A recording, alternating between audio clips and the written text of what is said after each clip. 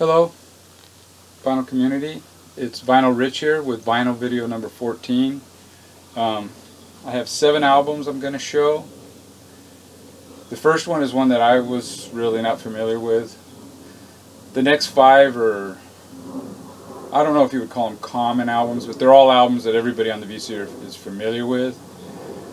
And then the last one is one that is probably my last album by this particular group that I will buy, but you never know, you know. First one is it's a comp. It's West Coast Lovin', and it's on Vault Records, record company I was not familiar with, an LA record company, and it basically consists of 6 singles that they went ahead and put on an album, and it has the band called The Ashes, the Peanut Butter Conspiracy, and the Chambers Brothers. Now the Ashes, it turns out, is the peanut butter, an early incarnation of the Peanut Butter Conspiracy, and I guess Spencer Dryden left the Peanut Butter Conspiracy. I don't know if he's on these Peanut Butter Conspiracy songs. I think he might be. And then he left before they made their first album. And he went to the Jefferson Airplane and replaced Skippy on drums. Skip Spence. The band, I think the band members referred to him as Skippy. But the Ashes songs are actually pretty good. The Peanut Butter Conspiracy songs, there's some of these songs that they later recorded on their major label albums, and they're just they redid them. The Chambers Brothers songs I don't really care for. They're kind of, I don't know, you call them rhythm and blues. There was one of the songs by them that I liked. It might be There She Goes. I don't remember offhand, but it's a pretty good album, and it's got a right here.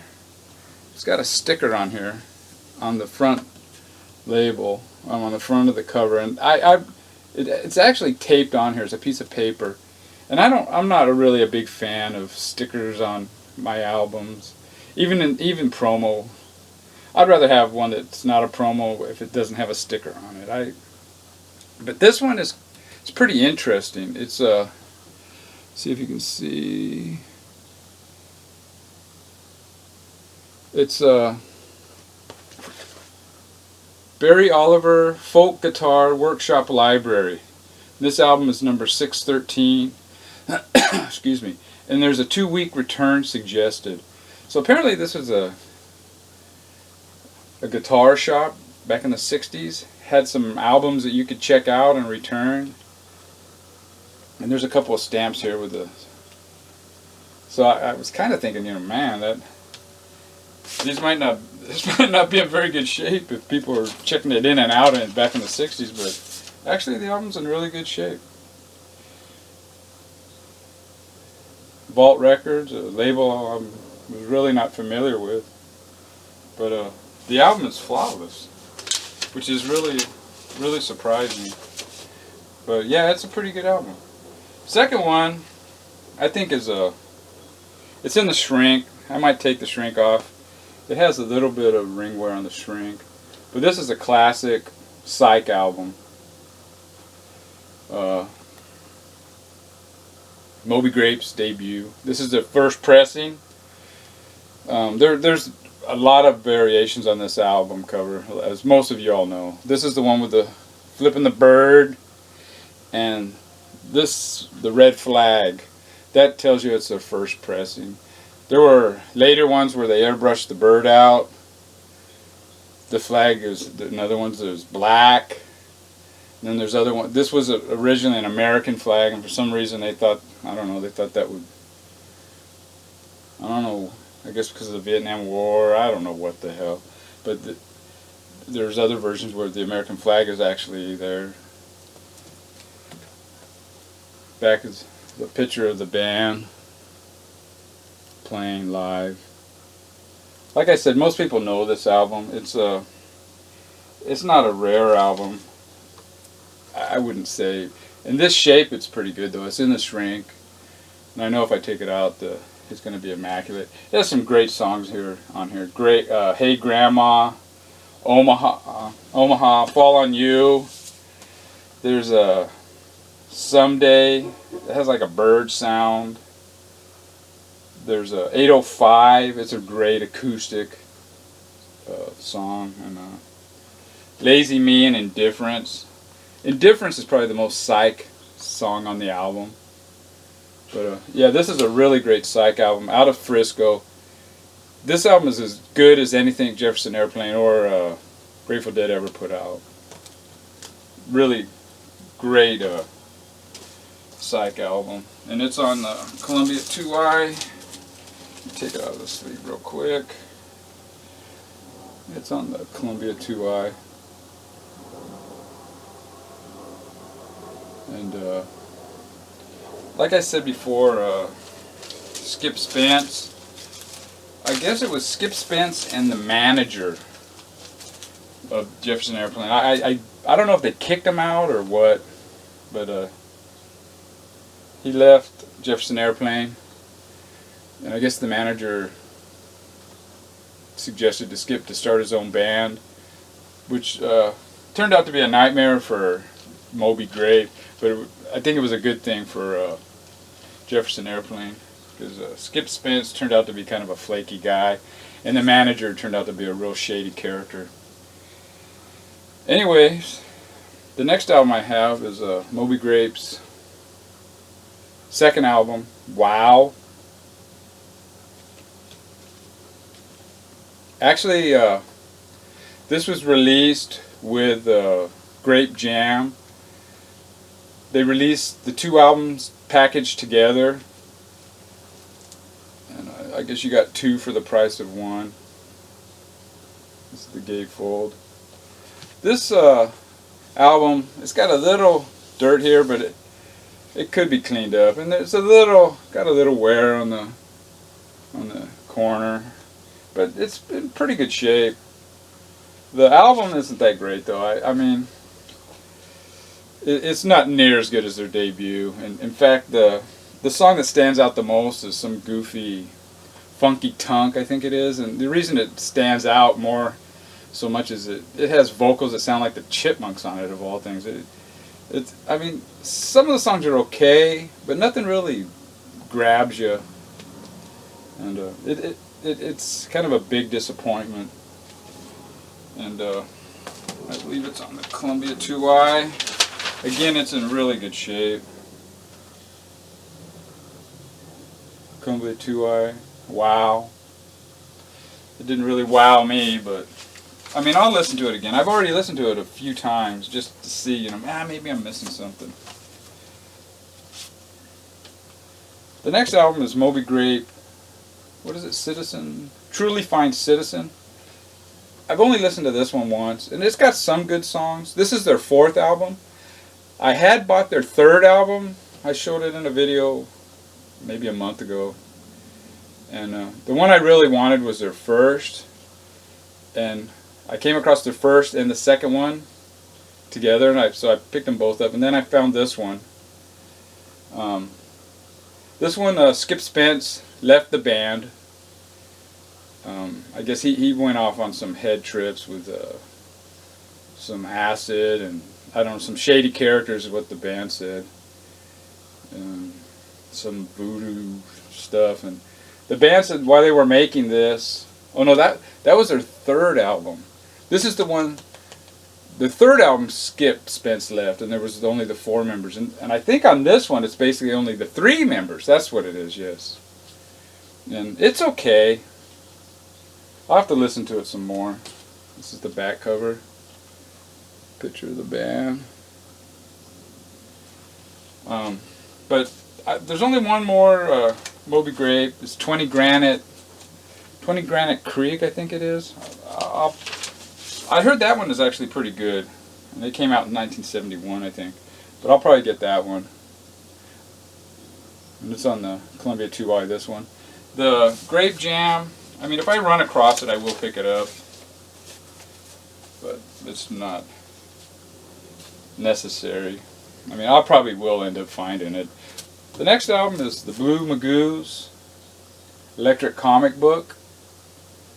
This album is their second album. It's a band out of New York, I believe. And the first song, Pipe Dream, is a really good song. It's got like a 6-minute version of Gloria. Side 2, the first 3 songs are, I don't know, not that great, but it ends on a really high note. Take My Love and Rush Hour. Those 2 songs are really good. There's a picture of the band. And it comes with this insert.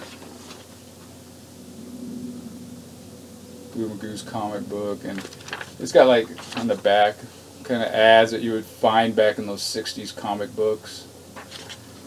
You know, psychedelic, wild, light, and you know, like right here, you don't want to take it anymore, you know, how to build muscles. And this is the inside.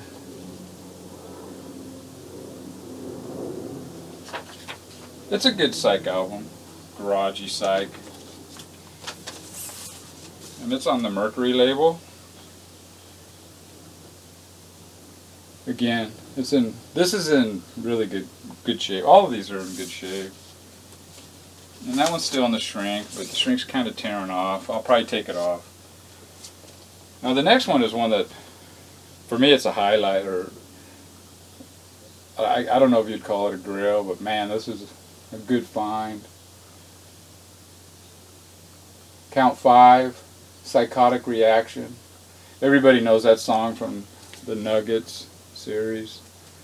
This is a band out of San Jose, California. I think 4 of the members were going to college in San Jose, and 1 was actually going to high school. And there's a picture of them. Let's see if you can see it. And they're kind of capes. Kind of a weird getup. They look like Dracula. But yeah, this is a good double-decker bus is a really good Psychotic Reaction. This is a good garage band album. It's kind of in the vein of the Yardbirds type of sound. And this one is on Double Shot Records.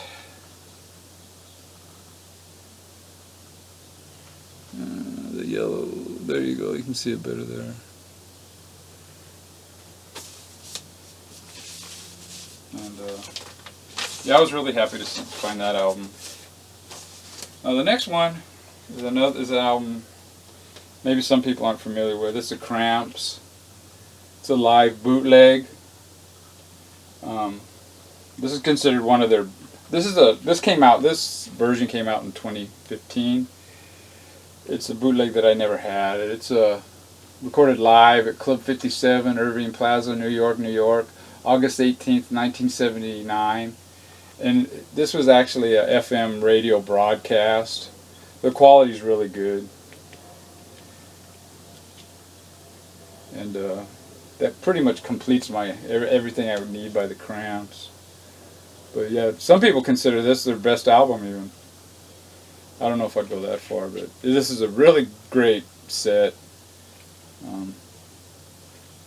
I'm probably going to do a Cramps video showing all my Cramps stuff. I don't really have my records in a rack right now, or shelving.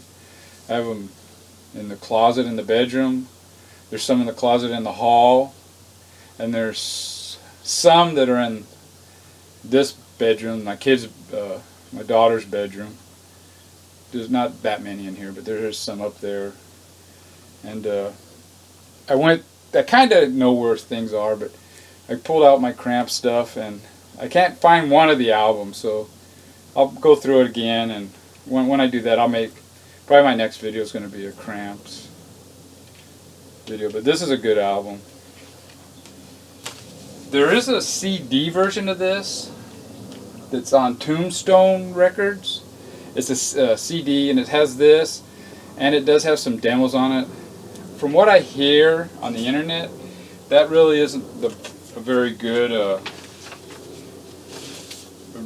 good one to get. It's I guess they ran the music through some filters and try to clean up some of the hissing and whatnot. But it when they do that, it just muffles the overall sound, and it kind of defeats the purpose. I don't know. I'd rather have the imperfections. Anyways, that's it for me. The mustache is growing. In fact, I can even comb the darn thing now. My wife hates it. When are you going to get rid of that mustache? When I first got it, she goes, "Ah, it looks pretty good, you know." And then it was, "How long are you going to let it grow?" And now it's like, "When are you going to cut the damn thing, you know?" But yeah, I'll probably cut it pretty soon. Anyways, take care, guys and gals.